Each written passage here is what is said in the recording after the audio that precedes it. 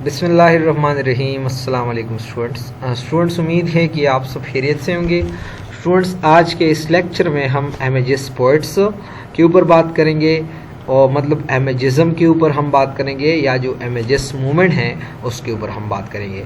बेटा, आपको ये मैं बताता चलूँ कि ऑलरेडी हमारा यूट्यूब चैनल जो इंग्लिश विद मोहम्मद हिलाल हैं, इसमें इमेजिज़म के ऊपर एक लेक्चर अपलोड है जो कि आप जाके वो देख सकते हैं, जिधर जो है आपको कंप्लीट डिटेल मिल जाएगा कि इमेजिज़म है क्या, इसका ओरिजिन क्या है, वो कहाँ से ओरिजिनेट हुई, किसने इस टर्म को यूज़ किया और ये कैसा वजूद में आया और ये कब वजूद में आया।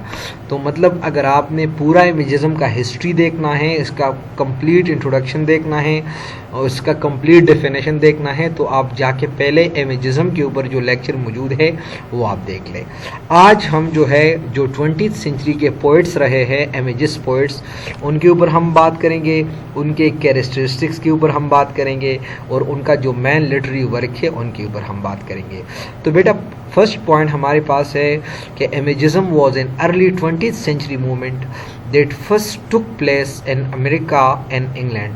असल में ये पहले जो है सबसे पहले ये इंग्लैंड के अंदर आया था, बाद में जो है वो अमेरिका में वो जो है वो चला। तो आपने जहन में याद रखना है कि एक एमसीक्यूज़ के थ्रू कि इमेजिज़म जो है ये एक मूवमेंट है जो पहले वो इंग्लैंड में आया और इंग्लैंड से फिर वो अमेरिका चला गया। नेक्स्ट पॉइंट है the images poets are concern to use such a simple language to create a vivid image in the mind of the reader through words.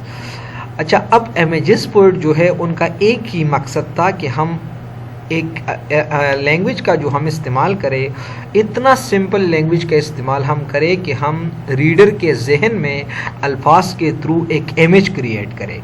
They emphasize to use common and direct language.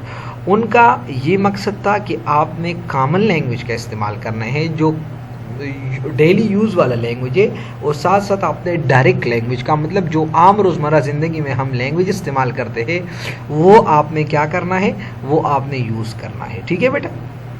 Third point हमारे पास आता है कि imagism was a reactionary movement, एक reaction था against विक्टोरियनिज़म, ठीक है, against romanticism, विक्टोरियनिज़म।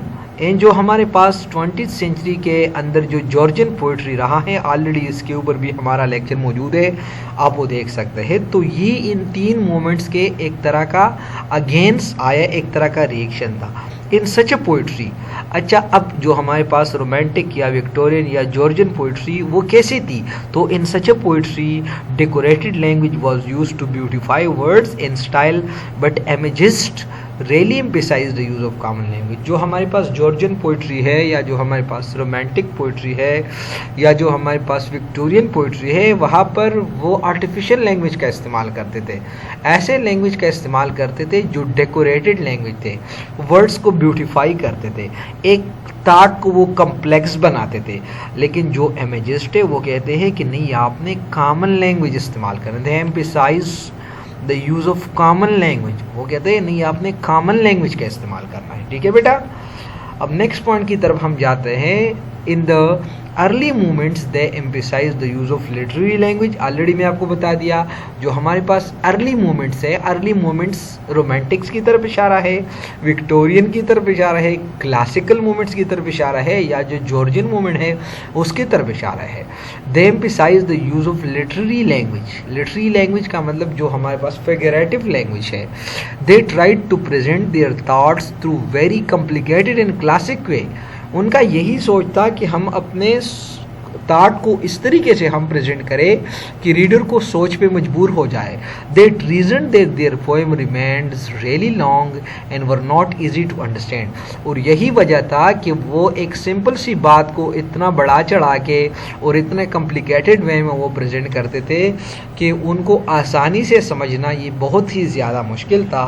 और इससे बढ़ के बेटा, वो एक थॉट को इतना कम्प्लेक्स बनाता था, इतना कम्प्लेक्स बनाता था कि फिर उस थॉट को एक आसान अल्फाज के अंदर उसको बंद करना, कंपोज करना, ये आसान नहीं था।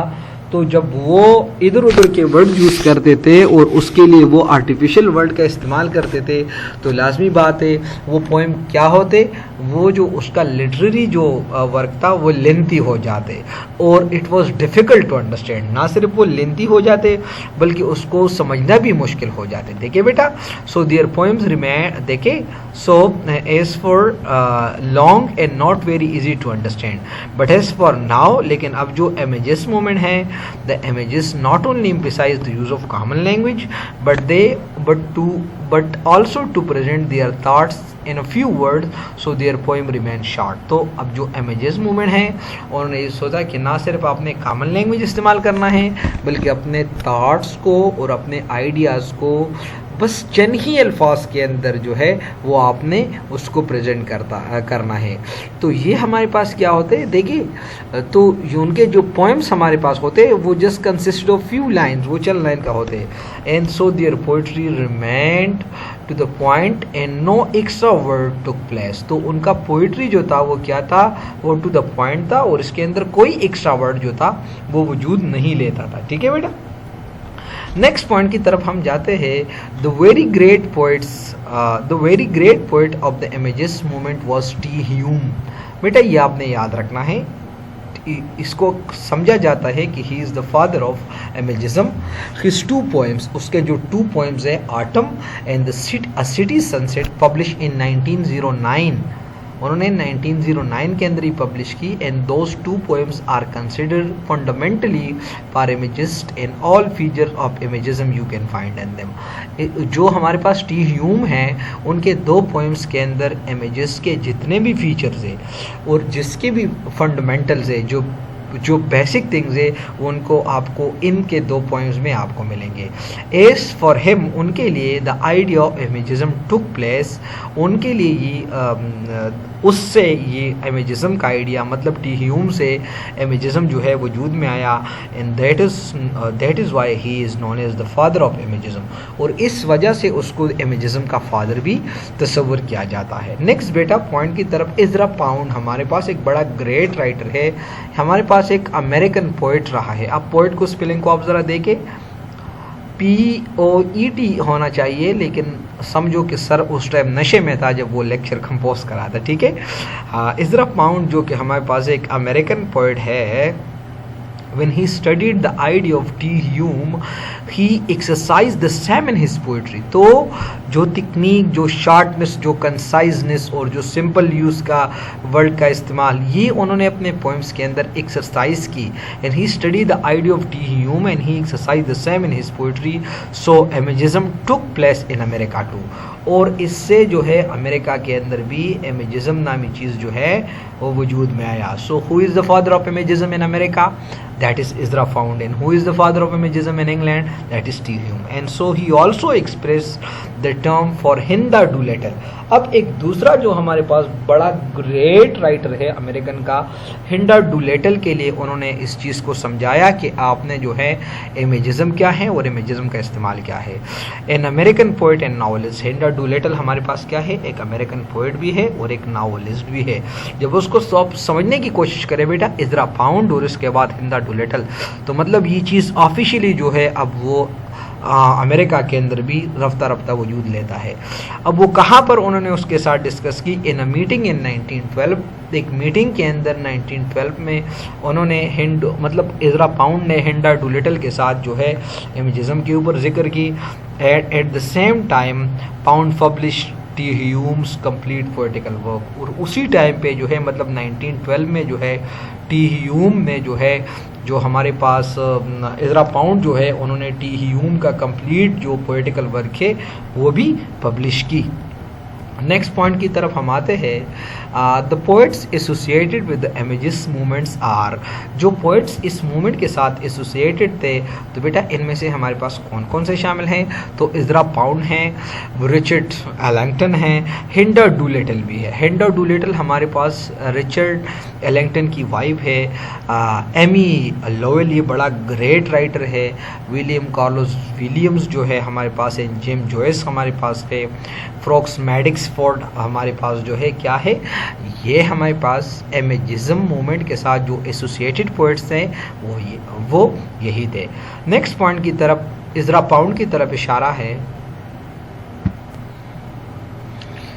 इज़रा पाउंड मतलब इज़रा पाउंड की तरफ इशारा है। In 1914 published a book Des Imagistes, यानी ये बड़ा ज़बरदस्त किताब है, एक एंथोलॉजी है। एंथोलॉजी हमारे पास लिटरेरी आप कह सकते हैं कि जो पैसेजेस है उसके एक मजमूए को कहते हैं। Many of the writer publish their work in this, और इस एंथोलॉजीज़ के अंदर जो है उन्होंने जो डिफरेंट राइटर है उन्होंने अपने वर्क पब्लिश की। And then from 1915 to 1917 Amy Lowell publish their anthologies, और एमी लोयल ने भी अपना एंथोलॉजीज़ पब्लिश की कलेक्टिवली कॉल्ड, और उस एंथोलॉजी का जो नाम था सम इमेजेस पोइट्स, यानी उस नाम से जो है जो एमी लोयल का जो एंथोलॉजी है वो नाम है सम इमेजेस पोइट्स।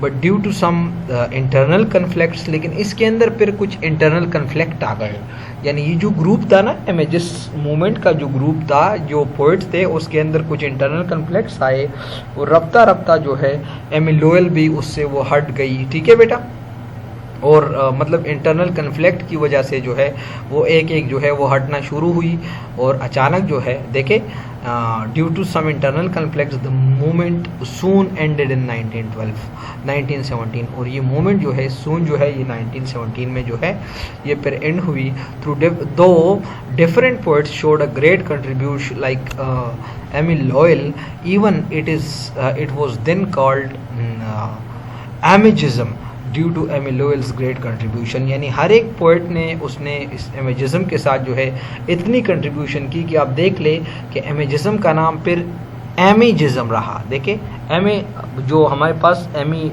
लोयल है ना उसके साथ एसोसिएटेड, तो फिर इसका एमी लोयल एमिजिज्म भी उन्होंने जो है इसका नाम रखा। ठीक है, तो ये मतलब ये एक ऐसा मूवमेंट है तो तकरीबन कुछ अरसे तक मतलब 1912 में शुरू हुआ और 1917 में उसका एंड हुआ। ठीक है, अब हमारे पास चंद कैरेक्टरिस्टिक्स जो है उसके ऊपर हम बात करेंगे, और ये कैरेक्टरिस्टिक जो है ये पाउंड ने मतलब इज़रा पाउंड ने जो है एक मैगज़ीन के अंदर 1913 में पब्लिश किया था कि ये कैरेक्टरिस्टिक जो है ये उसके पोइट्री के अंदर मतलब इमेजिज्म के पोइट्री के अंदर होना चाहिए। नंबर जो हमारे पास है डायरेक्ट ट्रीटमेंट ऑफ थिंग, मतलब आपके पास ऑप्शन नहीं है, आप किसी भी चीज़ को आप उठा सकते हैं, उसको आप डायरेक्ट ट्रीट कर सकते हैं, ना कि आप सिमिलर मेटाफर का यूज़ करें और उसको आप जो है किसी एक तरफ या दूसरे तरफ से उसको आप यूज़ करें। ठीक है, so direct treatment of word जो है ये इसका एक कैरेक्टरिस्टिक्स के। दूसरा जो है the use of simple words and no extra word, कि आपने सिंपल वर्ड यूज़ करना है और आपने कुछ इजाफी लफ्ज़ का नहीं इस्तेमाल करना। सी नंबर है to compose in sequence of musical phrase, मतलब आपने एक सिंपल वर्ड का इस्तेमाल कर रहे हैं लेकिन आपने म्यूज़िकल उसके अंदर वो एक तरन्नुम या एक मीटर आपने ज़रूर लाना होगा। The use of exact words not nearly exact, आपने एग्जैक्ट वर्ड का इस्तेमाल करना होगा, ना कि आप नियरली एग्जैक्ट वर्ड का इस्तेमाल करना है। Freedom in choice of subject, आपको आज़ादी है कि आप सब्जेक्ट का जो है किसी भी थीम के ऊपर आप लिख सके। एंड टू प्रेजेंट इमेज, सबसे बड़ी जो कैरेक्टरिस्टिक है वो ये कि आप जो कुछ भी आप लिखते हो या जो भी आप प्रेजेंट करते हैं ये लाजमी है कि वो आपको कुछ कैरेक्टरिस्टिक जो है कि वो आपको मतलब एक चीज़ को प्रेजेंट करे। क्या चीज़ को प्रेजेंट करे? एक इमेज जो है वो प्रेजेंट करे, जहन के अंदर एक तस्वर को वो प्रेजेंट करे। अब अगर उस एग्जाम्पल्स ऑफ इमेजेस पोइट्री की अगर हम चंद एग्जाम्पल के ऊपर बात कर ले कि कौन कौन से हमारे पास जो ग्रेट वर्क है, तो इज़रा पाउंड का जो मशहूर वर्क है वो है in the station of the metro, ये इज़रा पाउंड का बड़ा मशहूर वर्क है, पोएम है। हेलन डूलिटल का जो वर्क है तो ये हेलन है। इन एमी लोयल का जो वर्क है वो है ए लेडी। सो बेटा ये हमारे पास हुआ images poets and images movement और इसके कैरेक्टरिस्टिक्स और इसके वर्क के एग्जाम्पल। आई होप बेटा कि आपने लेक्चर को एंजॉय की होगी और आपका फ़ायदा हुआ होगा इससे। बेटा इस तरह के मज़ीद लेक्चर्स देखने के लिए आप ज़रूर English with Mohammad Hilal channel को सब्सक्राइब करें और बेल का आइकन आप दबाएं ताकि आने वाली वीडियो से आप मुफीद रहे। इससे बढ़ के बेटा ये जो हमारे पास critical history of English literature है, ये हमने पूरा शुरू की है और हमने 130 प्लस लेक्चर्स अपलोड कर चुके हैं। और इस हिस्ट्री के हमारे पास सारे MCQs नोट जो है और शॉर्ट नोट्स हमारे पास मौजूद है, जो कि ना सिर्फ आपके टेस्ट पॉइंट ऑफ व्यू से अहम है बल्कि आपके इंटरव्यू पॉइंट ऑफ व्यू से भी इंतहाई अहम है। इससे बढ़ के बेटा हमारे पास जनरल लिटरेचर, जनरल लिंग्विस्टिक के भी MCQs नोट्स हमारे पास मौजूद है, जो आपका जो लेक्चरशिप एग्ज़ाम है या सब्जेक्ट स्पेशलिस्ट एग्ज़ाम है उसको वो टैकल करेगा। और इसके अलावा बेटा इंटरव्यू के लिए हमारे पास 35 लेक्चर्स मौजूद है, जो आपका इंटरव्यू को हरगिज़ टैकल करेगा और आपको टफ टाइम से बचाएगा। सो बेटा if you need them so you can contact with us via our WhatsApp number which is there in the description. So बेटा डटे रहे, हार्ड वर्क करे बेटा, इंशाल्लाह बेटा कामयाबी आप लोग का मुकद्दर होगी। बेटा ये बड़ा ज़बरदस्त टाइम आया है, यानी ऐसा टाइम आया है कि इंसान चांद पे कदम रख सकता है, हवा में उड़ सकता है, एक वुमेन प्राइम मिनिस्टर बन सकती है। तो एक मामूली सा टेस्ट पास करना या इंटरव्यू पास करना ये कुछ मुश्किल नहीं है, लेकिन इसके लिए चाहिए अज़म और पक्का इरादा। तो बेटा डटे रहे। दोबारा बताता हूँ कि मन तलब फ़कत वजदत, तू सिर्फ तलब करे और अल्लाह ताला वजूद देगा। अल्लाह ताला पे यकीन करे, सिर्फ यकीन के साथ साथ जो है आप हार्ड वर्क भी करें, तो इंशाल्लाह डेफिनेटली कामयाबी आप लोगों का मुकद्दर होगी। थैंक यू बेटा, अल्लाह हाफिज़।